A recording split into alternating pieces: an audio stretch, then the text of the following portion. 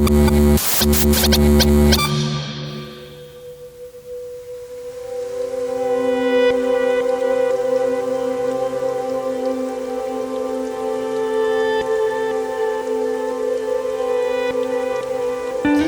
think that the popular understanding of what it means to be a music city is evolving and has evolved a lot in the last decade, in a good way.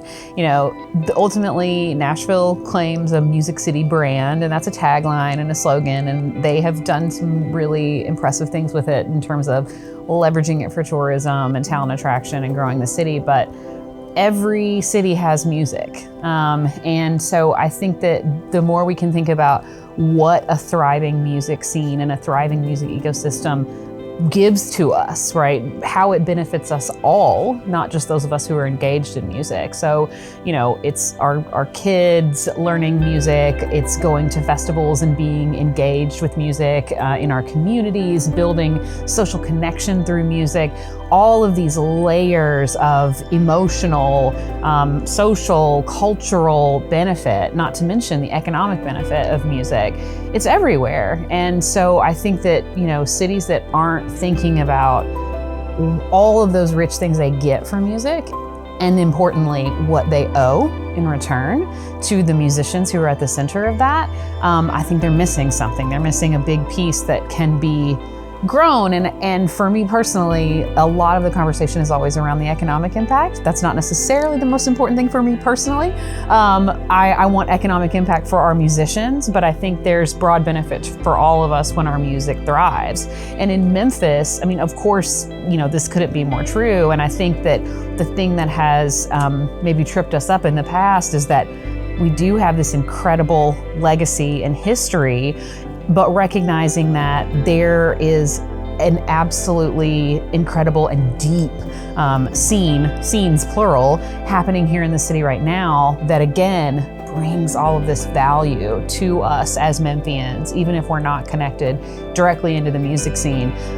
Having musicians be able to make a sustainable living in your city makes your city better, and it makes your life better. And I think that Memphis is just a prime example of where that is true, and where it's true in a way that I think doesn't look exactly like what people might expect in terms of, you know, the traditional music industry. You know, we have musicians and folks in music who are innovating here all the time, and there's a lot that bubbles underneath the surface and that we get from it. And so what do we owe, right? What does the city owe in return? And that's really kind of what I'm thinking about with that statement.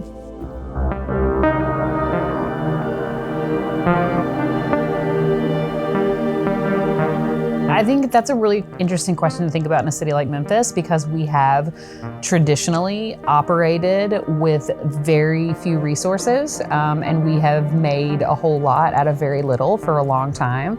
Now, is that the way I'd prefer us to operate? No. But when it comes to looking at the landscape and saying, okay, programs are being cut, and you know, we're not sort of seeing arts in schools in the same way, or whatever it might be, Memphis has risen to that challenge for many years and developed nonprofit organizations that step in and place musicians in schools, like Memphis Music Initiative, and interventions for outside of school, placing young people in apprenticeship programs, mentorship, so that they have pathways into the music industry.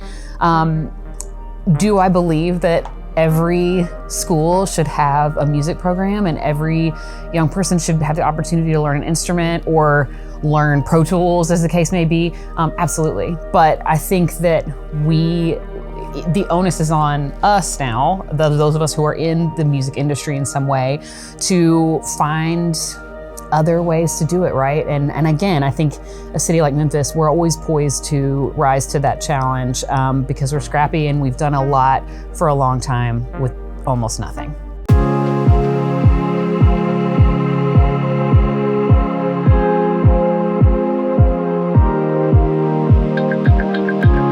I I founded Music Export Memphis in 2016. It was a seed of an idea from 2014. And basically, I was working at that time as a publicist in music and primarily working with independent and emerging artists based here in Memphis. And I was doing some traveling to music conferences, festivals, and I saw that there was an opportunity that I felt like Memphis was missing out on.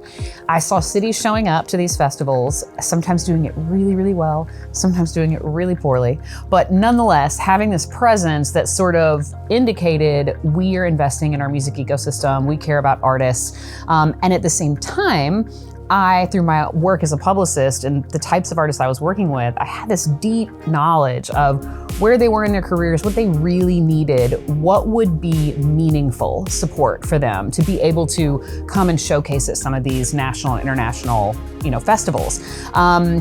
I was also becoming aware of the concept of an export office, right? This cultural export that exists in countries around the world where really, at the end of the day, it's how do we take artists from our territory, create opportunities for them outside of our territory to promote our territory.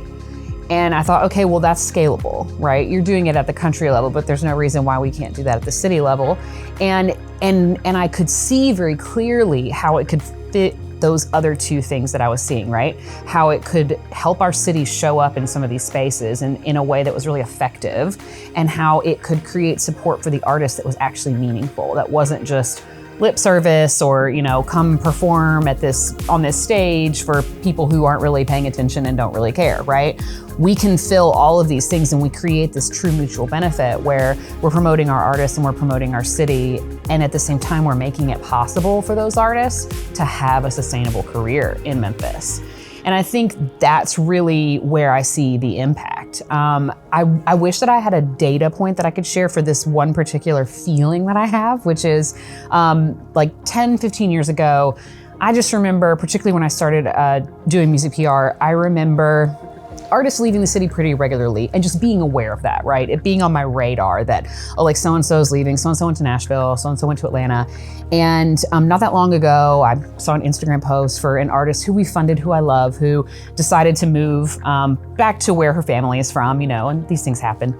But it really struck me because I was realizing in that moment how long it had been since I had seen any conversation around someone leaving the city. And it's anecdotal and it probably always will be, but I really feel that A, that's our goal, is to be that reason why someone can stay here. And B, that we could actually be effective in that way, that it's working, that over, the past almost 10 years, we have changed the situation enough that people are choosing to stay here and hopefully the people are choosing to move here. We're ultimately subsidizing the careers of working musicians, and you can't get this kind of support in any other city. We're really unique in the United States. So just that sustainability and recognizing that you need to get out of the city, you need to tour, you need to build audiences in other places, but ultimately, as long as you're calling Memphis home, that you have this unique and again, meaningful support from Music Export Memphis to help, make your career a reality.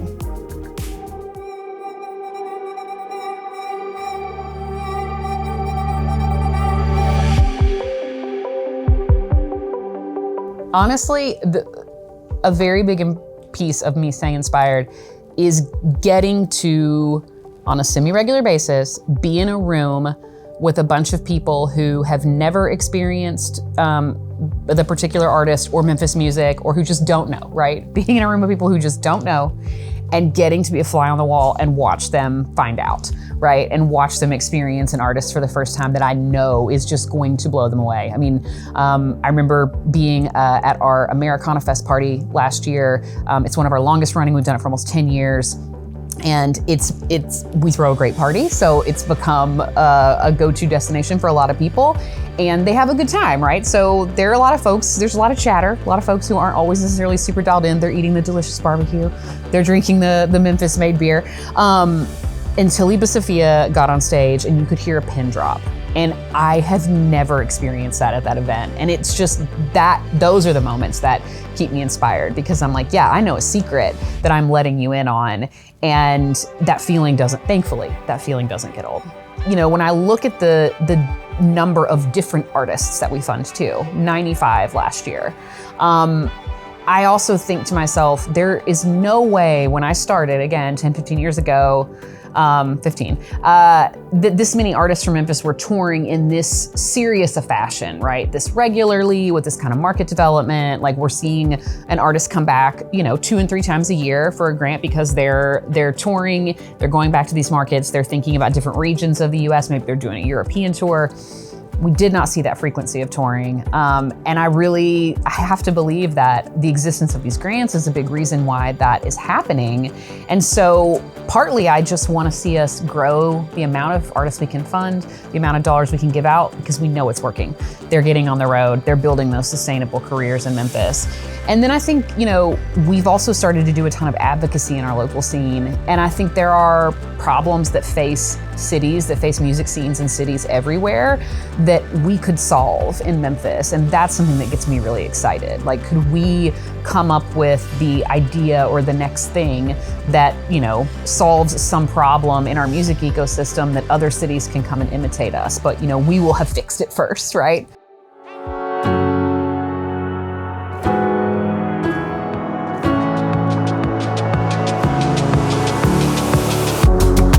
Something that gets me really excited about the recording industry in Memphis particularly is, for every person that's like, oh, the music industry left Memphis in the 70s. And, I'm like, look around and let's think about the industry that's here, right? There's still, I think, a lot of maybe good-hearted but misguided, in my opinion, like desire to go out and try to attract some businesses that are in Nashville to come to Memphis. And I always think, we're probably not gonna do that, right? They're there. But instead, let's turn and look at what's happening here, right? We have every element of the vinyl supply chain happening here in Memphis. This is one of the only cities in the world where you can go into a studio and cut your record, get it mastered, mixed, and get your master, record cut by Jeff Powell, go to Memphis Record Pressing, have your records pressed, like the entire process can happen here.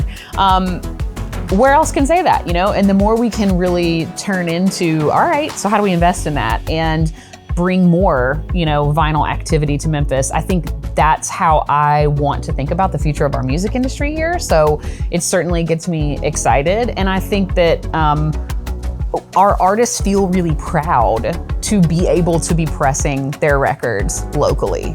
So it just kind of it snowballs back into that whole thing of being a Memphian and this pride that we have in place. Yeah, because it's I pressed my record on vinyl and I went and picked it up in person from Memphis Record Pressing. And I know the person who listened to my test pressing and, because they're my friend and they work there, that level of pride and that level of community, I think is so invaluable. And again, as we think about the way that music can make money now and how there is this focus on experience, to me, a vinyl record is the original experience. And you do see now some niche scenes that are going back to CDs and going back to cassette tapes. But the fidelity of a vinyl record is so next level. And to be able to pull that sleeve out, absolutely, it's an experience. And my 3-year-old daughter loves picking records, mostly ones that have hot pink spines. So apologies to anybody that did not choose that. That's all we listen to. But she loves the experience, right? And I think that we see that with our artists that are investing it the way that that's coming back to them.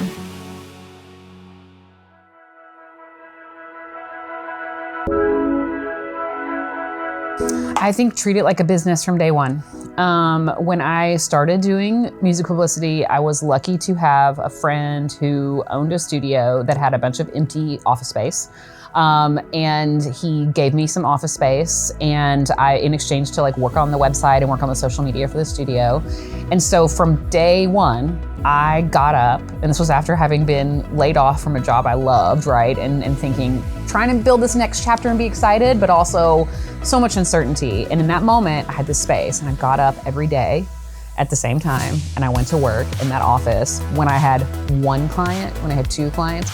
And I think, what did I do with my time? I read a lot, which unfortunately is a good thing to do as a publicist. But I treated it like it was a business and like it was the thing that was, paying my paycheck, even when it wasn't. And I think that is really, really critical. And I think that advice translates, right, to anybody, but particularly for young artists, I think it's really important because that translates to everything. That's going to be how you show up on stage. That's how you show up in negotiation or in making deals with, whether it's a venue or anybody else that you might work with. It's how you think about building your team, all of these elements. If you are considering this is it, this is a business, there's no other option for me right now, right? There's no plan B, this is my business.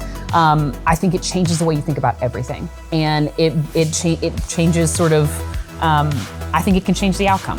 And so I think that would be it.